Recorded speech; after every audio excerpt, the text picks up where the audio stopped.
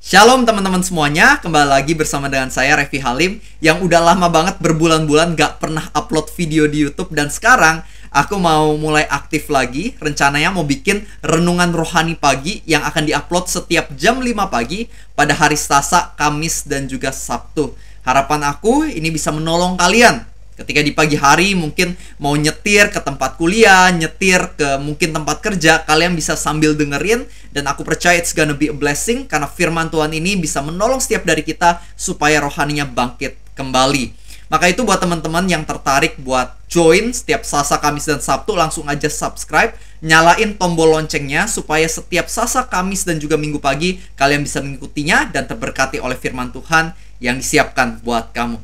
Nah, marilah kita masuk ke dalam pembahasan hari ini. Tapi sebelum kita masuk, izinkan saya buat berdoa terlebih dahulu ya, sebelum kita memasuki sesi renungan kita pagi hari ini. Kita berdoa sama-sama. Tuhan, terima kasih anugerah-Mu. Semalam kami bisa tidur nyenyak, kami bisa bangun pagi dengan keadaan segar bugar. Itu semua anugerah dari Tuhan. Dan pagi hari ini kami rindu untuk dengar apa yang Tuhan mau sampaikan kepada kami. Maka itu biarlah Tuhan yang berbicara. Biarlah Tuhan bantu kami supaya kami bisa mengerti dan nantinya bisa mengaplikasikannya di dalam hidup kami.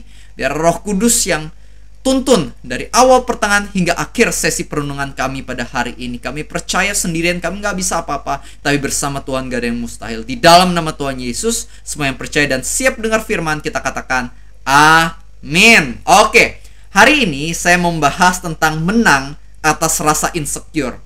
Menang atas rasa insecure. Karena banyak orang yang hari ini hidupnya dikuasai oleh perasaan insecure. Tentu alasannya atau sumbernya itu bermacam-macam. Tapi hari ini saya akan fokus dengan satu sumber, yaitu keadaan buruk. Kadang-kadang kita suka insecure oleh karena keadaan buruk yang kita punya. Contohnya seperti Gideon. Kalau misalnya kita lihat teman-teman pada ayat Hakim-Hakim 6 ayat 12-13, waktu itu malaikat Tuhan datang kepada Gideon dan memberikan pesan bahwa Tuhan menyertai engkau, hai pahlawan yang gagah berani. Tapi ternyata Gideon malah memberikan respon seperti ini. Tuanku, jika Tuhan menyertai kami, mengapa semuanya ini menimpa kami? Di mana segala perbuatan-perbuatan Tuhan yang ajaib yang diceritakan oleh nenek moyang kami kepada kami? Ketika mereka berkata, bukankah Tuhan telah menuntun kami keluar dari Mesir? Tapi sekarang Tuhan malah membuang kami dan menyerahkan kami ke dalam cengkraman orang Midian. Jadi waktu itu Gideon fokus dengan keadaan buruknya. Meskipun firman Tuhan telah diberikan kepada dia bahwa dia adalah pahlawan yang gagah perkasa, yang luar biasa, Tuhan menyertai dia, dia gak percaya sama firman Tuhan waktu itu. Dia malah fokusnya sama keadaan buruk yang ada di hadapan dia, yaitu bangsa Israel lagi dijajah, lagi ada di cengkraman orang Midian. Dan bukankah kadang-kadang ini juga menjadi kesalahan kita di dalam hidup? Kita bukannya fokus sama firman Tuhan, tapi kita malah fokusnya sama keadaan buruk yang ada di dalam kehidupan kita. Dan inilah yang seringkali membuat kita insecure. Contohnya, ada seorang tokoh yang saya suka banget kisah hidupnya, yaitu seorang bernama Nick Vujicic. Mungkin kamu tahu ya, dia adalah salah satu motivator yang paling terkenal hari ini. Dan yang menariknya adalah dia nggak punya tangan dan nggak punya kaki. Nick ini bercerita bagaimana dulu ketika dia masih kecil, dia suka dibully sama teman-teman sekolahnya. Mereka mengatakan, Nick, kamu gak punya tangan, kamu gak punya kaki. Kamu mau kerja apa nanti di masa depan? Kamu hanya akan menjadi beban bagi keluarga kamu. Nick, kamu gak punya tangan, kamu yang gak punya kaki. Siapa wanita yang mau menikahi kamu? Mana ada wanita yang mau mencintai kamu apa adanya? Dan oleh karena perkataan-perkataan negatif ini, Nick jadi gelisah dan dia menjadi insecure. Dia fokus sama keadaan dia, sehingga dia sempat ingin bunuh diri waktu berumur 10 tahun. Tapi untungnya dia menggagalkan rencananya, tapi sama, dia tetap gak punya pengharapan. Dia sangat insecure waktu itu. Hingga suatu hari, dia buka Alkitabnya dan dia buka Yohanes 8. Di mana di situ diceritakan Tuhan Yesus bersama dengan murid-muridnya sedang berjalan melewati sebuah kota, di mana mereka bertemu dengan seorang yang terlahir buta. Dan murid-muridnya bertanya, Guru, kenapa orang ini terlahir buta? Apakah karena dosanya atau dosa orang tuanya? Tapi Tuhan Yesus mengatakan dia terlahir buta bukan karena dosanya dan bukan karena dosa orang tuanya, melainkan dia terlahir buta supaya kemuliaan Tuhan dapat dinyatakan melaluinya. Singkat cerita, Tuhan Yesus makan mukjizat, orang buta itu jadi bisa melihat. Dan singkat cerita, orang-orang tentu memuliakan nama Tuhan oleh karena kejadian tersebut.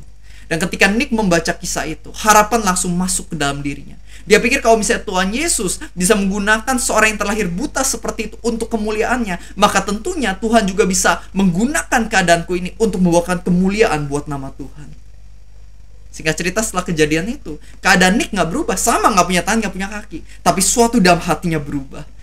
Dia mulai berjalan dalam hidup dengan apa yang dinamakan sebagai harapan atau hope.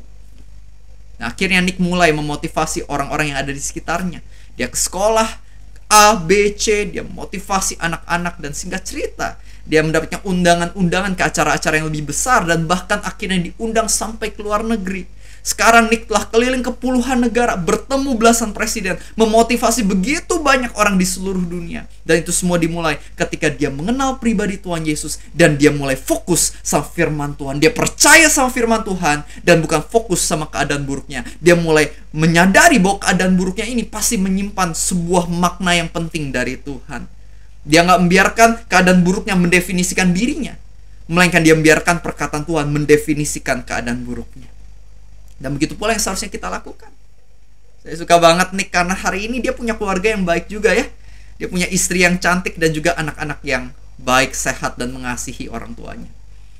Ternyata perkataan negatif yang dikatakan oleh orang-orang waktu itu nggak sungguh-sungguh terjadi di dalam kehidupan Nick. Begitu pula dalam kehidupanmu. Kita seringkali begitu khawatir oleh karena keadaan buruk kita. Padahal sesungguhnya Tuhan punya rencana yang baik di tengah keadaan buruk kita. Apa yang saat ini kelihatan buruk, mungkin aja ternyata Tuhan izinkan terjadi dalam hidup kita untuk mendatangkan sesuatu yang lebih baik di masa depan. Teman-teman, ada quotes yang saya suka banget. Bunyinya seperti ini: terima apa yang tidak bisa kita ubah, dan ubah apa yang bisa kita ubah. Terima apa yang tidak bisa kita ubah, dan ubah apa yang bisa kita ubah. Seperti Nick aja. Nick waktu itu nggak bisa mengubah keadaannya, yang nggak punya tangan, yang punya kaki, dia nggak bisa ubah. Tapi apa yang dia ubah adalah perspektif hidupnya. Contoh lain lagi ya teman-teman. Aku pengen kasih satu cerita lagi, yaitu cerita dari salah satu orang yang memiliki dampak besar dalam hidupku, yaitu partner bisnisku di dalam Brave Speakers, namanya Coach Willy. Coach Willy ini cerita bagaimana dulu ketika dia masih kecil, mamanya itu meninggal dunia oleh karena kanker. Dan papahnya ini anggapannya sibuk bekerja. Dan Coach Willy ini bukan dari keluarga yang kaya raya, melainkan dari keluarga yang mungkin bisa dibilang ya pas-pasan. Jadi sepanjang masa kecilnya, dia anggapannya kurang diperhatikan. Karena ya mamanya sudah tidak ada dan papanya sibuk bekerja. Anggapannya sepatunya yang sudah bolong aja, nggak ada yang ganti, nggak ada yang beliin yang baru. Oleh sebab itu, Coach Willy ini ketika di masa sekolahnya, dia suka dikatain sama teman-temannya, si Ikin, alias si miskin. Dan tentu ini membuat seorang anak kecil jadi insecure waktu dia masih kecil, karena suka dikatain si miskin sama teman-temannya. Tapi singkat cerita, Coach Willy mulai berubah ketika dia kenal pribadi Tuhan Yesus. Sekarang kalau ketemu Coach Willy, orangnya ekspresif banget, ceria banget, penuh dengan rasa syukur, dan juga bisa memotivasi orang-orang lewat apa yang dia sampaikan dengan mulut bibirnya. Luar biasa banget transformasinya. Dan itu semua terjadi bukan karena kekuatan dari Coach Willy, melainkan karena dia mulai kenal Tuhan, sebagaimana Nick Vujicic mengenal Tuhan dan mengubah kehidupannya. Nah, sama halnya dalam kehidupan, mungkin saat ini kamu sedang dikuasai oleh rasa insecure karena keadaan buruk. Saran saya bagi kamu adalah jangan terus fokus sama keadaan buruk kamu, tapi mulai fokus dan percaya sama apa kata Tuhan dalam hidup kamu. Firman Tuhan yang saya suka banget adalah 1 Korintus 15 ayat 43. Di mana dikatakan bahwa kita ditaburkan dalam kehinaan, tapi dibangkitkan dalam kemuliaan. Kita ditaburkan di dalam kelemahan, tapi dibangkitkan di dalam kekuatan. Mungkin saat ini kita rasanya lagi ada di kehinaan. Mungkin kita merasa kita lagi ada di dalam kelemahan. Tapi ketahuilah Tuhan bisa membangkitkan kita menuju kekuatan dan juga kemuliaan. Saya pengen kasih sedikit ilustrasi. Teman-teman, pada suatu ketika ada seorang petani yang punya seekor kuda. Singkat cerita, pada suatu hari kudanya ini melarikan diri, pergi ke hutan, meninggalkan si petani. Jadi petani udah gak punya kuda sama sekali. Lalu para tetangga datang kepada si petani dan mereka mengatakan, "Wah, Pak Petani, kasihan banget. Kudamu satu-satunya itu malah pergi melarikan diri, meninggalkan kamu. Sekarang kamu gak punya kuda. Apa yang terjadi kepada kamu sangat amat buruk." Petani ini hanya tersenyum dan mengatakan, mungkin. Berapa hari kemudian ternyata kuda si petani pulang lagi ke rumah. Dan dia pulang gak sendirian, melainkan dia bawa 3 kuda lainnya. Jadi petani bukan punya 1 kuda doang sekarang, melainkan punya 4 kuda. Dan para tetangga mengatakan, wah Pak Petani, kamu beruntung sekali. Sekarang kamu bukan hanya punya 1 kuda, kamu punya 4 kuda. Apa yang terjadi kepada kamu sangat amat baik. Dan petani itu mengatakan, mungkin. Berapa hari kemudian, singkat cerita, anak dari petani ini menunggangi salah satu dari kuda liar itu. Dan ternyata, karena kuda ini masih liar, larinya begitu kencang, nggak bisa dikontrol, anak petani ini terlempar, akhirnya jatuh dan kakinya patah. Para tetangga datang dan mengatakan, waduh, dasar kuda bodoh, kuda itu telah membuat kaki anak kamu patah. Apa yang terjadi kepada kamu sangat amat buruk. Petani itu hanya tersenyum dan mengatakan, mungkin. Berapa hari kemudian datanglah tentara atau militer datang ke desa tersebut, dan mereka lagi cari anak-anak muda buat mereka ajak bahkan paksa untuk berperang membela negara. Tapi ketika mereka melihat anak si petani ini yang kakinya sedang patah, mereka bilang, anak ini kakinya patah, nggak bisa berperang membela negara bersama dengan kita. Maka itu anak si Pak Petani ini nggak dipaksa untuk ikut berperang, sedangkan anak-anak tetangga yang lain semuanya dibawa untuk maju berperang membela negara. Para tetangga datang pada petani dan mereka mengatakan, waduh Pak Petani, kamu beruntung sekali, karena anak kamu kakinya patah, dia nggak perlu berperang, sedangkan anak kami semuanya dipaksa berperang. Sekarang kami deg-degan takut mereka meninggal. Lagi-lagi mereka mengatakan bahwa Pak Petani, apa yang terjadi pada kamu sangat amat baik. Pak Petani hanya tersenyum dan mengatakan, mungkin. Pesan moral dari kisah ini sangat amat simpel dan sederhana, yaitu baik atau buruknya sebuah kejadian kita nggak bisa tahu, karena kita nggak tahu perspektif besarnya. Kita hanya bisa melihat apa yang terjadi di detik ini, tapi kita nggak tahu apa yang akan terjadi di hari esok, minggu depan, bulan depan, tahun depan. Kita nggak tahu, kita nggak punya gambaran besarnya. Maka itu kalau misalnya ada kejadian buruk yang terjadi dalam hidup kamu, seharusnya kita nggak usah mengeluh, nggak usah marah sama Tuhan, tapi percaya aja Tuhan bisa pakai apa yang kelihatan yang buruk ini untuk mendatangkan sesuatu yang baik. Makanya pada Roma 8 ayat 28, Tuhan ingatkan pada kita tahu sekarang bahwa Tuhan turut bekerja dalam segala sesuatu untuk mendatangkan kebaikan bagi mereka yang mengasihi Dia dan terpanggil sesuai dengan rencana Dia. Apa yang baik, apa yang buruk bisa dipakai Tuhan untuk mendatangkan sesuatu yang indah di dalam kehidupan kita. Maka itu belajarlah untuk percaya kepada Tuhan apapun yang terjadi dalam hidup kamu. Perumpamaannya kita itu seperti orang-orang yang ada di lantai 1, teman-teman. Orang-orang yang ada di lantai 1 ketika lihat jendela, yang bisa dia lihat itu terbatas. Cuman itu doang, yang ada di jalanan di depan rumahnya tersebut itu doang. Tapi beda dengan orang yang ada di lantai 7. Orang yang di lantai 7 punya perspektif yang lebih luas. Ketika dia lihat jendela, dia bisa lihat, oh di bagian kiri ada orang-orang yang lagi senam. Oh di bagian kanan ada macet total. Oh di tengah ada sebuah kecelakaan. Dia bisa lihat gambaran yang lebih luas dibandingkan orang yang ada di lantai 1. Nah begitu pula kita dengan Tuhan. Perspektif kita terbatas, sedangkan perspektif Tuhan jauh lebih luas. Maka itu, daripada kita percaya sama pemikiran kita sendiri, marilah kita belajar buat percaya sama rencana Tuhan. Tuhan bukan hanya tahu yang terbaik, melainkan Dia memegang kendali, Dia mau memberikan yang terbaik buat hidup kita. Teman-teman, aku akan tutup dengan 2 kisah dalam Alkitab yang menurutku sangat menarik, yaitu kisah Yusuf dan juga Ayub. Teman-teman, Yusuf ini adalah seorang yang ketika dia masih muda diberikan mimpi oleh Tuhan, mendapatkan janji bahwa dia akan menjadi seorang penguasa, di mana saudara-saudaranya akan tunduk kepada dia. Tapi ternyata kebesokan harinya Yusuf bukan jadi penguasa, melainkan saudara-saudaranya malah gak suka sama Yusuf. Mereka menyimpan kebencian, dendam, iri hati. Akhirnya Yusuf dibuang ke dalam sumur, dan setelah itu dijual jadi seorang budak ke Mesir.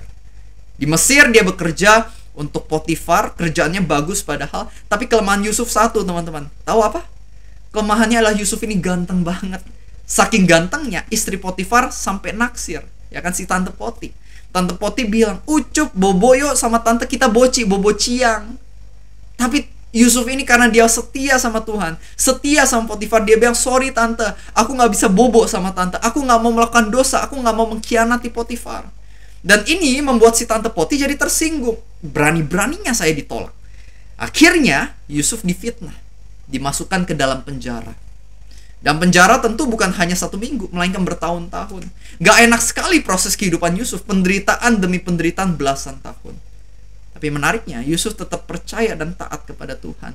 Hingga akhirnya ketika waktu Tuhan tiba, Yusuf diangkat menjadi seorang penguasa di Mesir karena dia berhasil menafsirkan mimpi Firaun. Dia menjadi seorang yang sangat amat berkuasa dan hidupnya menjadi sangat amat enak dan penuh dengan berkat Tuhan. Dan ketika para saudaranya datang kepada Yusuf karena pengen meminta makanan, dikatakan oleh firman Tuhan, lalu teringatlah Yusuf akan mimpinya. Kalau kita baca teks aslinya, artinya bukanlah Yusuf selama ini lupa, abis itu tiba-tiba ingat, bukan. Melainkan artinya adalah selama ini Yusuf gak pernah lupa sama janji dari Tuhan, sama mimpinya itu. Dia pegang terus, dia percaya sama Tuhan. Meskipun ada kejadian buruk, dia tetap pegang janji Tuhan. Dia percaya one day pasti bakal terjadi apa yang telah Tuhan firmankan. Makanya dia bisa setia, tetap percaya dan taat di tengah prosesnya. Dan ketika bertemu dengan saudara-saudaranya, Yusuf bilang kayak gini, apa yang kamu reka-rekakan untuk sesuatu yang jahat, Tuhan menggunakannya untuk sesuatu yang baik.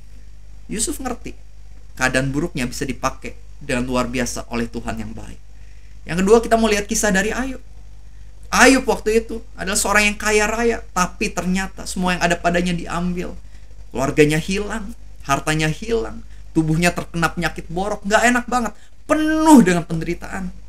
Tapi ternyata lewat penderitaan ini Tuhan pengen menunjukkan dirinya lebih lagi kepada Ayub. Dan singkat cerita, pada akhir kisah Ayub kita akan menemukan sebuah ayat di mana Ayub berkata bahwa selama ini aku hanya mendengar tentang engkau dari orang-orang, tapi sekarang mataku telah melihat engkau sendiri. Setelah kejadian itu, semua yang ada pada Ayub dikembalikan oleh Tuhan, bahkan berlipat kali ganda. Tapi yang paling menarik adalah Ayub itu paling bersyukur bukan karena hartanya yang balik lagi, melainkan karena dia punya pengenalan yang semakin akrab dengan Tuhan.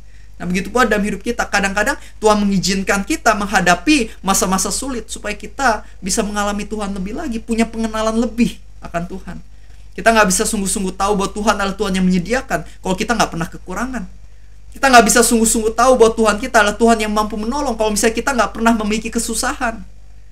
Kita nggak akan pernah sungguh-sungguh tahu bahwa Tuhan adalah Tuhan yang sangat mengasihi kita, yang nggak pernah meninggalkan atau membiarkan kita kalau misalnya kita nggak pernah merasa sendirian. Kadang-kadang kita harus menghadapi masa-masa yang sulit, yang gak enak, masa-masa buruk ini, supaya kita bisa mengalami Tuhan lebih lagi, supaya pengenalan kita akan Tuhan bisa lebih dalam dan lebih intim lagi. Saya percaya bahwa pasti ada maksud tertentu dari Tuhan bagi kehidupan kamu, karena Dia sangat mengasihi kamu. Amin. Mari kita tutup dan doa. Tuhan, terima kasih untuk apa yang telah Kau berikan pada setiap dari kami hari ini. Dan Tuhan, aku berdoa agar apa yang disampaikan hari ini bisa menjadi rema untuk hari kami. Bahkan bukan hanya hari ini, melainkan segenap kehidupan kami. Tuhan, terus urapi kami supaya kami bisa terus ingat akan firman-Mu, percayakan firman dan janji-Mu, dan bukan fokus sama masalah kami yang ada di dalam hidup kami ini. Masalah akan selalu ada, tapi kami tahu dan kami percaya bahwa Tuhan, kami lebih besar dari masalah kami. Bahkan lebih dari itu, masalah kami ini bisa Tuhan gunakan untuk mendatangkan sesuatu yang ajaib di masa depan bagi kehidupan kami. Lord, help us to believe. Bantu kami untuk percaya dengan sungguh-sungguh pada Tuhan. Percaya gak 50% tapi 100%, karena kami tahu bahwa Engkau adalah Tuhan yang layak buat dipercaya. Dan Tuhan, biarlah Engkau yang jamah hidup kami sepanjang hari ini. Biarlah Tuhan yang sertai kami di dalam studi dan pekerjaan kami. Kami berdoa agar hari ini kami bisa melakukan apa yang sesuai dengan kehendak Tuhan. Pakai hidup kami Tuhan, karena kami tahu kami ada di atas bumi ini bukan sekedar untuk mencari uang, melainkan untuk memuliakan nama Tuhan, Pencipta dan Juru Selamat dalam hidup kami.